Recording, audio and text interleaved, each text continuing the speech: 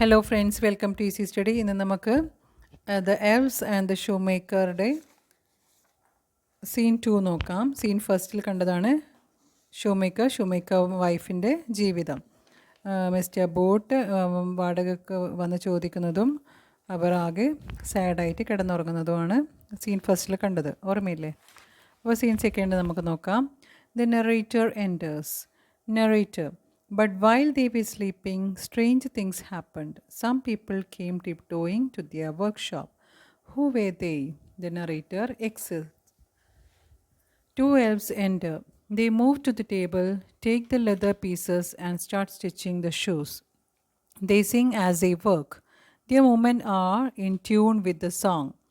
In the dim blue light, they cannot be seen clearly. This is how we make a shoe. Snip, snip, snip, sew. Pull the thread right in and through. Snip, snip, snip, snip, shoe. Sew. This is how we make a shoe. Snip, snip, snip, snip, sew. They completed their work and go out. Blackout. എന്താണ് ഇതിൽ പറയുന്നത്? Narrator ആദ്യം വന്നിട്ട് ആ situation ഒന്ന് വിവരിക്കും. എന്താണ് പറയുന്നത്? But while they were sleeping, അവർ ഉറങ്ങാൻ പോയി. ഷൂ മേക്കർ വൈഫ്, ജോലിയൊന്നുമില്ല, പൈസയില്ല, അങ്ങ് ആ ഒരു സങ്കടത്തോടെ അവർ ഉറങ്ങാൻ പോയി. But while they were sleeping strange thing happened. എന്താ സംഭവിച്ചത്? അവിടെ ഒരു വിചിത്രമായ ഒരു കാര്യം സംഭവിച്ചു. Some people came tiptoeing to their workshop. രണ്ടാൾക്കാർ, കുറച്ച് പേരെന്നാണ് ഇവിടെ പറഞ്ഞത്. ആരാ നോക്കാം. ടിപ്പ് ടോയിങ്, അതായത് ശബ്ദമുണ്ടാക്കാതെ അവരുടെ വർക്ക്ഷോപ്പിലേക്ക് രാത്രി ആരോ കടന്നു വന്നു.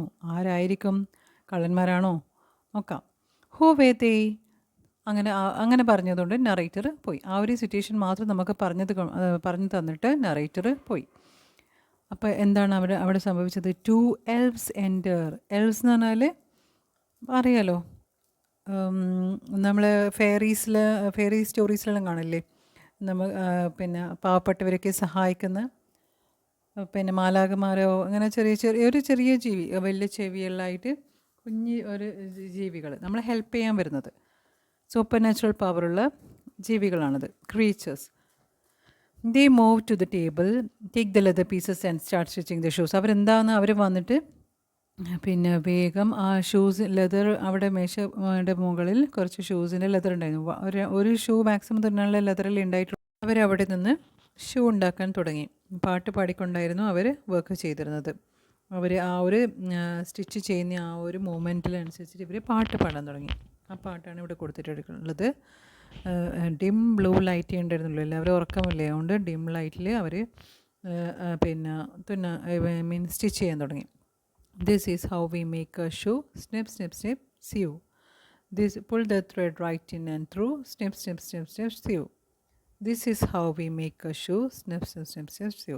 ഒരു പാട്ട് പാടിക്കൊണ്ടും അവർ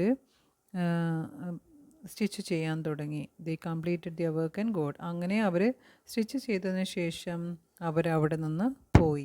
ആരും അറിയാതെ വന്നിട്ട് ഇവരെന്തിനായിരിക്കും ഇത് ചെയ്യുന്നത്? ചിലപ്പോൾ ഇവർ ഈ ഷൂ മേക്കറിൻ്റെ കഷ്ടപ്പാട് കണ്ടിട്ട് അവരെ ഹെൽപ്പ് ചെയ്യാൻ, പിന്നെ അധികം സ്റ്റോറീസിലൊക്കെ നമ്മൾ കാണുന്നില്ലേ, ഹോംവർക്ക് ചെയ്യാൻ കുട്ടികൾ മടി കാണിച്ചിട്ടൊക്കെ ഇങ്ങനെ ഒരു സൂപ്പർ നാച്ചുറൽ പവർ വന്നിട്ട് അവരെ ഹെൽപ്പ് ചെയ്യുന്നതും എക്സാമിന് നല്ല മാർക്ക് അങ്ങനെയൊക്കെ സ്റ്റോറീസിലേ ഉണ്ടാവുള്ളൂ. അതുപോലെ ഈ സ്റ്റോറിയിലും ഇങ്ങനെ ടു എൽസ് വന്നിട്ട് ഇവരെ ഹെൽപ്പ് ചെയ്യുന്നുണ്ട്. ഇനി എങ്ങനെയാണ് മുന്നോട്ട് നമുക്ക് നോക്കാം.